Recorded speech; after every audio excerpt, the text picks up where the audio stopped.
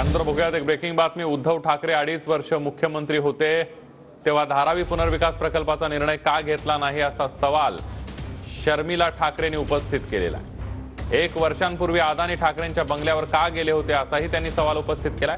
तर सीएम असताना ठाकरेंनी मराठा आरक्षण का दिलं नाही हाही सवाल शर्मिला ठाकरेंनी उपस्थित केलाय। आरक्षणाबाबत निर्णय घेण्यासाठी ठाकरेंना कुणी अडवलं होतं असंही त्या म्हणाल्या। 2.5 साल मुख्यमंत्री थे, अगर उनको खुद को अदानी नहीं चाहिए थे और उनको स्टेट गवर्नमेंट के हाथों करना था तो उनको तभी किसने रोका था? आप मुख्यमंत्री हैं, आपके पास सभी पूरी टीम रहती है, आपने तभी परमिशन देनी चाहिए थी, स्टेट गवर्नमेंट को देनी चाहिए थे, टेंडर निकालने चाहिए थे, जिनको देना था तभी क्यों नहीं दिया आपने? देना चाहिए था। क्या वही देरी जो है वो उद्धव ठाकरे इन्होंने की? लेकिन और मुझे आपको एक रिमाइंड करना है कि ऐसे लगता है कि 1 साल या 6 महीने पहले यही अदानी उनके बंगले पे गए थे, वो किस लिए गए थे? असं वाटतं 2.5 वर्ष ते मुख्यमंत्री होते तेव्हा त्यांचे कोणी हात धरले होते का?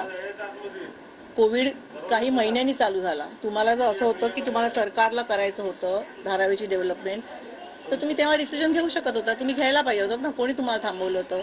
सर्व विरोधी पक्ष मराठ्यांच्या बाजूनी उभे आहेत की सांगतात तुम्ही रिझर्वेशन द्या। तुम्हाला कोणी अडवलं होतं? उद्धव ठाकरेंना कोणी अडवलं होतं का तेव्हा? का नाही दिलं रिझर्वेशन?